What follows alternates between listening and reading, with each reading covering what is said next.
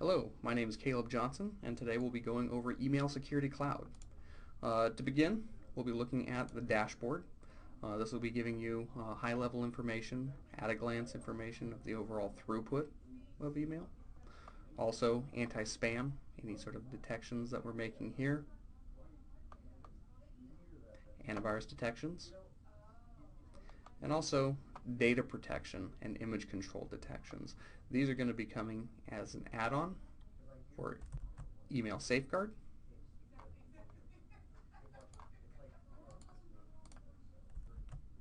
Next, we'll look at the antivirus aspect. Notice that there's not going to be a whole lot of options here. We're going to be making most of the changes on the back end whenever needed. We do have an SLA that says it will detect 100% known and unknown viruses.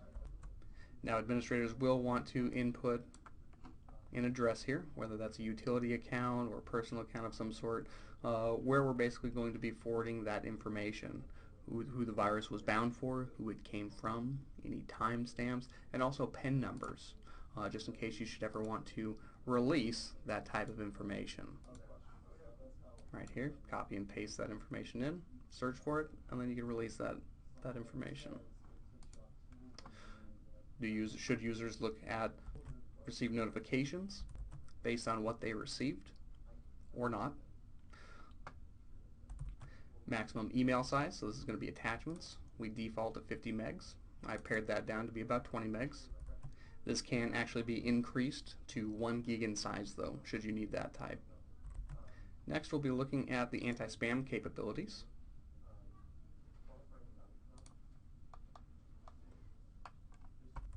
Here we have the approved senders list, or the whitelist, split up between IP addresses and domains. We support sender policy framework, DMARC, a block senders list or blacklist. We also have the dynamic IP block list, signaturing system, and skeptic heuristics. And this is going to be responsible for detecting things that we haven't seen before. So that's going to be looking at URLs, tracing those back to wherever they might be originating from. Doesn't matter if there's going to be 80, 90, 100 different redirects involved. This can also be leveraged to detect newsletters as well. This can also be applied globally across all domains that have been registered. There's no limit on this. Register as many domains with us as you need to. You can also pare this down to specific domains that you have registered as well. Now, the quarantine is optional. You can use that to quarantine spam for your users if you'd like to. You can deploy this out to all of your users, none of your users, some of your users. The way I have mine configured right now is to send out a notification every day in the language of their choosing. Users can also release emails directly from that notification. We can actually see that right here.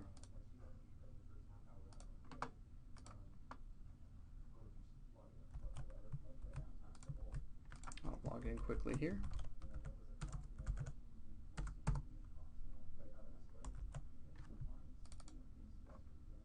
How these notifications look, they'll indicate that Spam Manager is holding X amount of messages with a shaped URL specific to the user. They can log into the quarantine.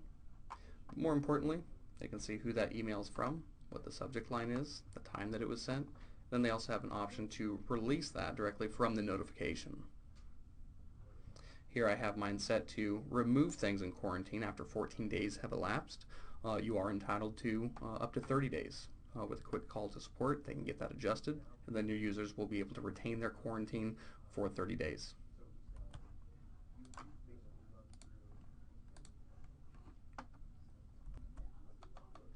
There's options to specify quarantine administrators, and then some additional options for what the user can actually have control over within the quarantine itself. Now, administrators and users will have access to an approved senders list and a block senders list. Users can have access to this if the administrators have enabled it. The global whitelist and the global blacklist, those will trump any sort of whitelist or blacklist entries that a user would create.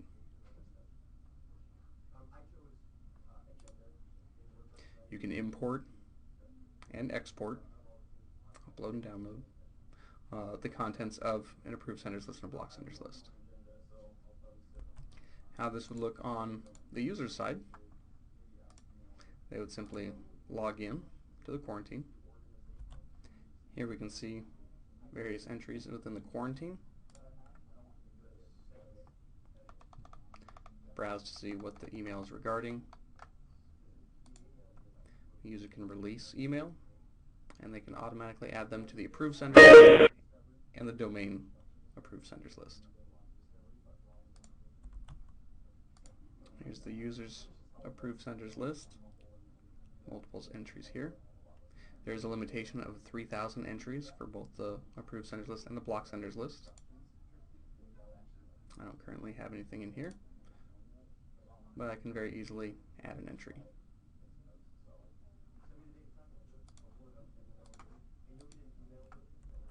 Now, if a user should call in or inquire about any specific emails that they're missing, maybe they think they should have received it previously, you can go into email track and trace, and you can discover what the verdict was that we triggered on that specific email. If we want to be nondescript here, we can just say that it basically had a recipient. We do respond to wild characters here. Maybe for the past 4 hours. Maybe there's something additional here. Maybe there's a specific MD5 checksum for an attachment. Maybe a specific URL or attachment. This should give us some pretty good information here. This will build in real time. So here we have a good piece of email. Who it's from, the recipient, message size. Looks like the connection was accepted. The security scan showed that everything was fine, and it was in fact delivered to the recipient network, as indicated by the 250 OK. So this was in fact delivered. If the user did not have that in their inbox, then they'd be able to look downstream. Maybe there's something else. We did deliver that mail. Now for an anti-spam detection here, the connection was accepted, and it was actually quarantined.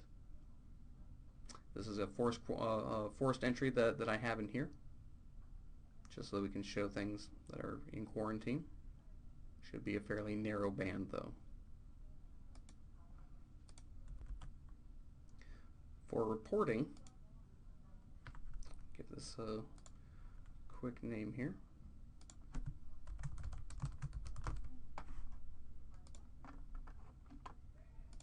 For reports, first one's going to be the summary report. Comes in PDF form. This is going to be more at-a-glance information, pie charts, bar graphs.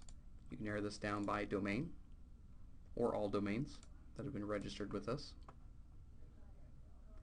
Key statistics, list of domains, services, top 5 viruses, viruses and phishing, what's been detected, overall email volume, and also image control and data protection, which again are add-ons. We'll get into that right after this.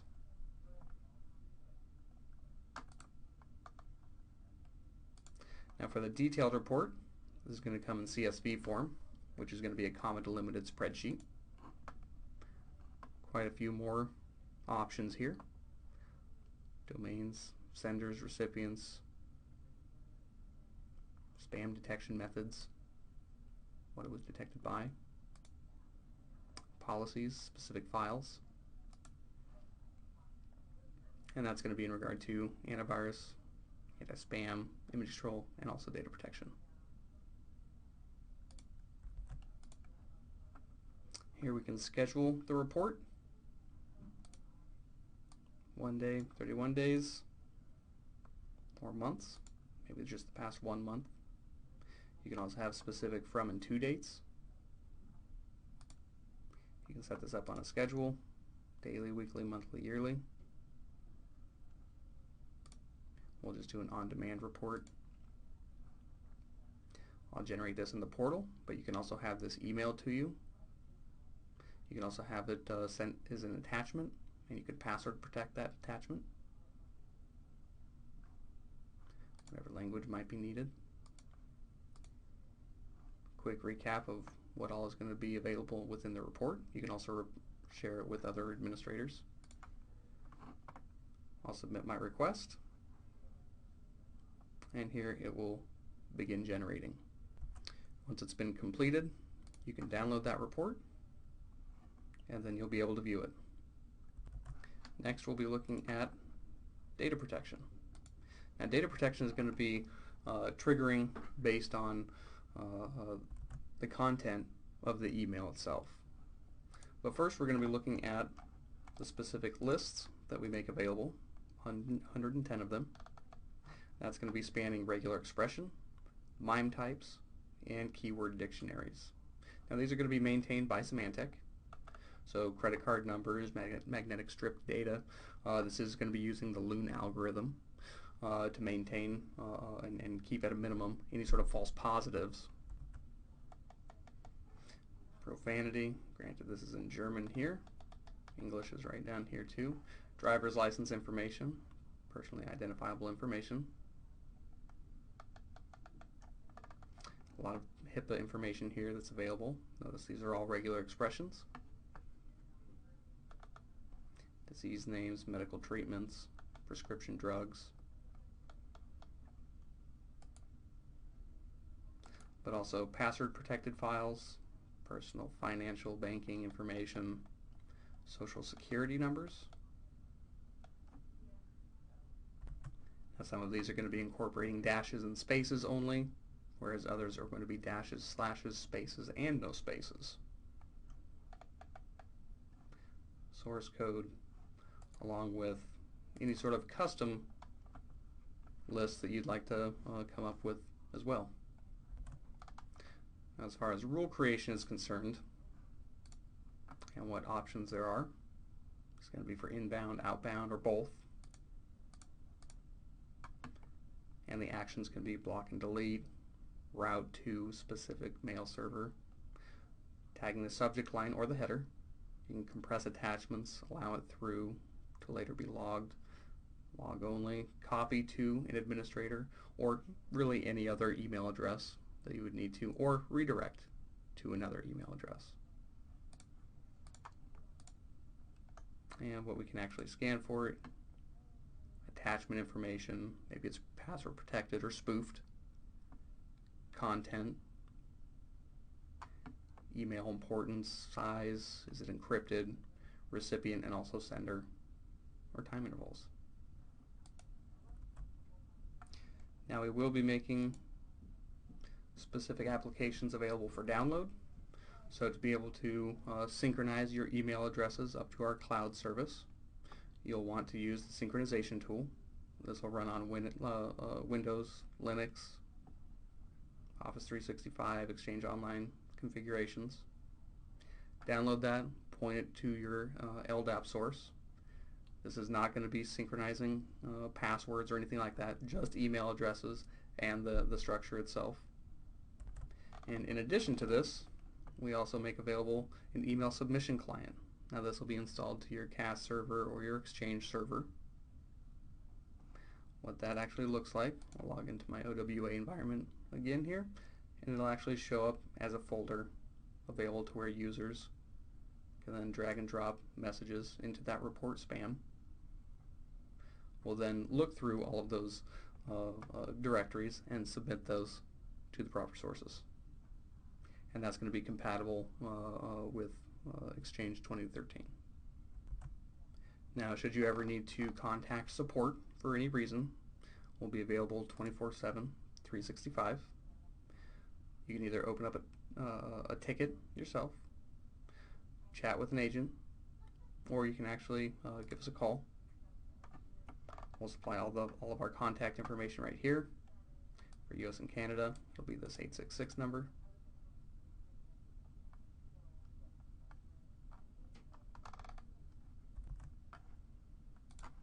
My name is Caleb Johnson, and we just went through Email Security Cloud. Thank you.